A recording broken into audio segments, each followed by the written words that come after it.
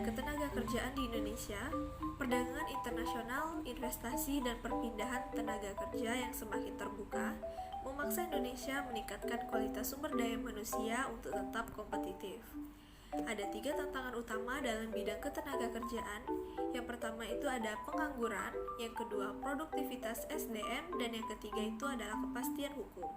Untuk menyelesaikan perselisihan pemerintah mengeluarkan Undang-Undang Nomor 2 Tahun 2004 tentang penyelesaian perselisihan hubungan industrial yang mengatur mekanisme penyelesaian perselisihan secara cepat dan adil. Kedua itu ada beberapa pengertian perlindungan buruh. Jadi perlindungan buruh adalah perlindungan yang diberikan dalam lingkungan kerja dengan memberikan tuntunan maupun jalan meningkatkan pengakuan HAM, perlindungan fisik dan teknis, serta sosial dan norma yang berlaku.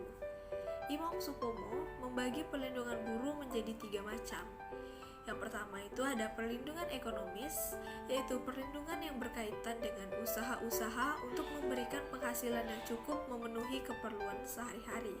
Dan yang kedua itu ada perlindungan sosial, yaitu perlindungan uang berkaitan dengan usaha kemasyarakatan. Dan yang ketiga itu perlindungan teknis, yaitu perlindungan yang berkaitan dengan usaha-usaha untuk menjaga pekerja dari bahaya kecelakaan. Selanjutnya ada Undang-Undang Ketenagakerjaan yang dimana sejarah perkembangannya pertama zaman Hindia Belanda. Regulasi pertama kali diterapkan pada tahun 1887 seperti ordonansi tentang pengerahan tenaga kerja dan juga pembatasan kerja anak. Hubungan kerja diatur melalui kontrak dalam KUH Perdata. Kemudian pada zaman kemerdekaan, pemerintah mengeluarkan UU Nomor 1 Tahun 1951 dan berbagai undang-undang lainnya untuk melindungi pekerja. Puncaknya itu adalah UU Nomor 13 Tahun 2003 yang mengintegrasikan aturan ketenagakerjaan sebelumnya.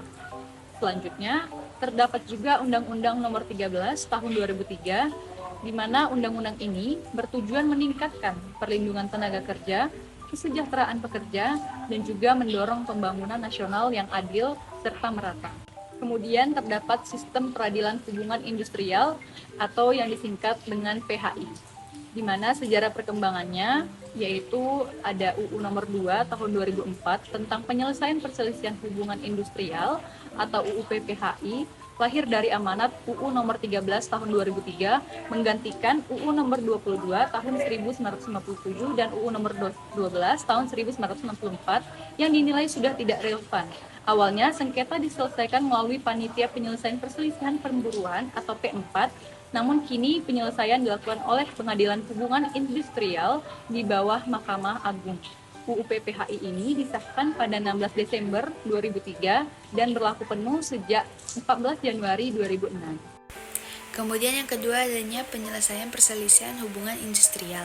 Yang pertama adanya jenis perselisihan, yaitu yang pertama perselisihan hak, yaitu ketidaksesuaian pelaksanaan atau penafsiran aturan. Yang kedua adanya perselisihan kepentingan, yaitu contohnya ketidakcocokan dalam pembuatan atau perubahan syarat kerja. Yang ketiga adanya perselisihan PHK, yaitu ketidaksepahaman tentang pengakhiran hubungan kerja. Selanjutnya ada perselisihan antar serikat, yaitu konflik antar serikat dalam satu perusahaan. Selanjutnya adanya pihak berselisih. Subjek meliputi pekerja atau buruh, kemudian serikat pekerja atau buruh, dan pengusaha. Selanjutnya adanya prosedur penyelesaian, yaitu yang pertama di luar pengadilan, yang kedua di bipartit atau perundingan langsung antara pekerja atau pengusaha. Kemudian yang ketiga adanya mediasi, yaitu penyelesaian oleh mediator atau netral. Yang selanjutnya adanya konsiliasi, penyelesaian oleh konsiliator netral. Kemudian ada arbitrase, yaitu penyelesaian oleh arbiter dengan keputusan final. Selanjutnya adanya melalui pengadilan hubungan industrial, yaitu penyelesaian formal untuk perselisihan hak, kepentingan, PHK atau antar serikat pekerja. Proses diawali dengan melampirkan risalah, mediasi atau konsiliasi. Yang ketiga penyelesaian di Mahkamah Agung. Putusan PHI dapat diajukan ke kasasi ke Mahkamah Agung dalam waktu 14 hari sejak putusan dibacakan, atau untuk pihak hadir atau pemberitahuan diterima, yaitu untuk pihak yang tidak hadir. Keempat, adanya alat bukti. Pembuktian menggunakan tata cara hukum perdata mencakup substansi perselisihan. Contohnya yaitu adanya kesalahan pekerja, dan dalam contoh prosedur penyelesaian yaitu perundingan bipartit atau mediasi. Yang terakhir, adanya putusan sela. Putusan sela memutus hal di luar pokok perkara, biasanya digunakan untuk mendahului penyelesaian perselisihan yang lebih mendesak. Selanjutnya, organisasi pekerja atau buruh. Yang pertama, organisasi pekerja buruh sebagai mitra pengusaha.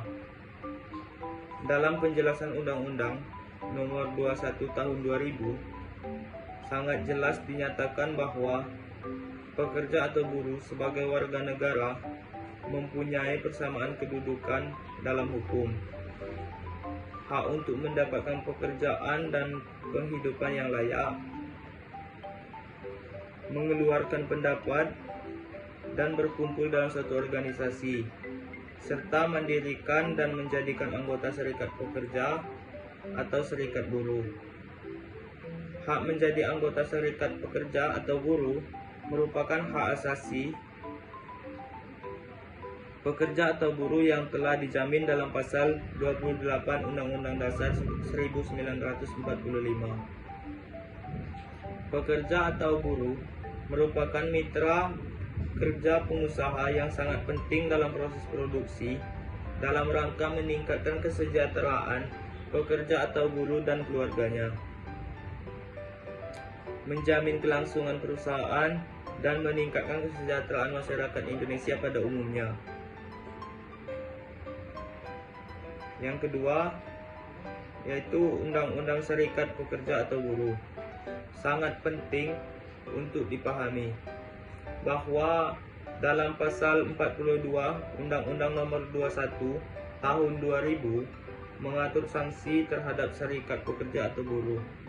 Sedangkan dalam pasal 43 Undang-Undang Nomor 21 Tahun 2000 terhadap pengusaha yang menghalangi atau memaksa pekerja atau buruh untuk membentuk atau tidak membentuk serikat pekerja atau buruh dikarenakan sanksi pidana penjara paling singkat 1 tahun dan paling lama 5 tahun, atau denda sebesar 100 juta rupiah, dan paling besar itu sebanyak 500 juta rupiah. Dan tindak pidana tersebut termasuk kategori tindak pidana kejahatan. Strategi yang diperlukan untuk mengembangkan dalam mewujudkan organisasi pekerja atau buruh yang dapat bersinergi dengan pihak pengusaha menurut penulis dapat dimulai dengan A. Adanya transparansi dari pengusaha dalam memberikan informasi yang utuh mengenai kinerja perusahaan secara berkala dan diperjelas. Peran dan posisi pekerja atau buruh dalam memberikan kontribusi kepada perusahaan. Yang ke B, demokratisasi. Dalam kehidupan berorganisasi di perusahaan, mekanisme bilobi kepada pengusaha bahwa organisasi pekerja atau buruh diperlukan dan tidak merusak apa yang selama ini telah dicapai. C. Menguatkan pekerja atau buruh yang sesuai dengan budaya perusahaan itu sendiri dengan membangun nilai-nilai kebersamaan sebagai fondasi hubungan industrial.